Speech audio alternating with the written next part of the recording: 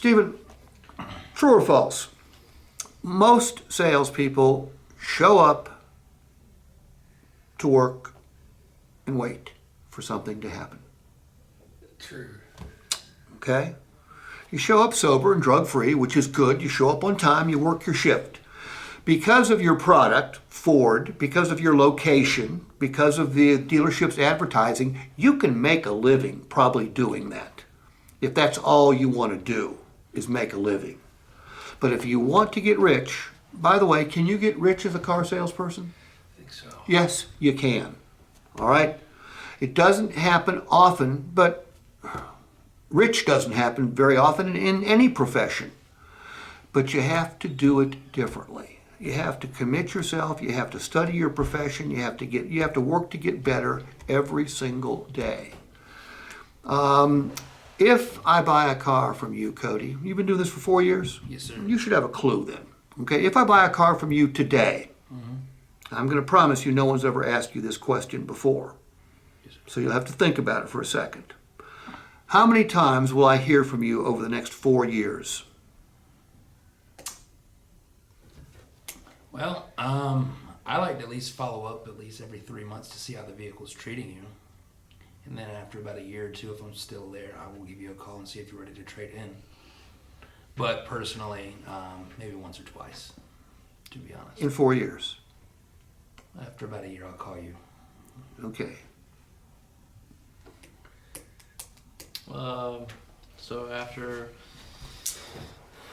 I know you. Modern day. There's certain calls you have to make based on the survey. I get that. Okay, that's why I said, how many times will I hear from you over the next 4 years? I call at least 3 times a year after that first year. 3 times. I follow up like every 2 to 3 months most of the time. What do you say? Ask them how their vehicle's going. Ask them how many miles they got. Ask them if they come and service with us. I can see if they service with us. So that way, if they do service with us, you know, why don't you come in and check some of our new vehicles out? Come say hello to me. You're welcome anytime. And just kind of for repeat business. Okay. I'm going to tell you what the guy that I met 3 or 4 years ago, it was pre-COVID. He was selling 57 cars a month. That was his average for the previous year. I met him in February. And he made 450 grand selling cars. He contacted his entire customer base every single month. Okay? Wasn't always a call, wasn't always a text, wasn't always an email. In fact, you know what the most frequent way he communicated with his customers was? Text message? Mailing out a letter. Referrals? Email. It's nobody ever gets it. Yet it's the single most frequent way salespeople communicate with their customers. Voice message. If you make 100 outbound phone calls, how often are you going to get voicemail? Right. 80, 90% of the time? 90%. His message, whether it was a voice message, if the customer answered the phone, he said the same thing. If he texted, he said the same thing. If he emailed, he said the same thing. He didn't call every single month. He rotated, okay? His message was always the same. It was, Camden, this is Steve from Stearns Ford.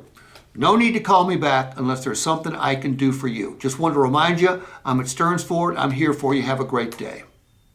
That's it.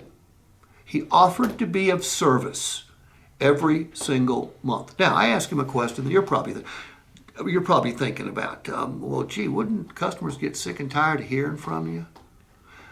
He goes, yeah. He goes, from time to time, I'll get a text or an email or a phone call when they answer and say, hey, you don't need to call me every single month. I'm never going to forget you. I put them on a quarterly rotation. But otherwise, I'm going to remind them that I'm there for them every single month.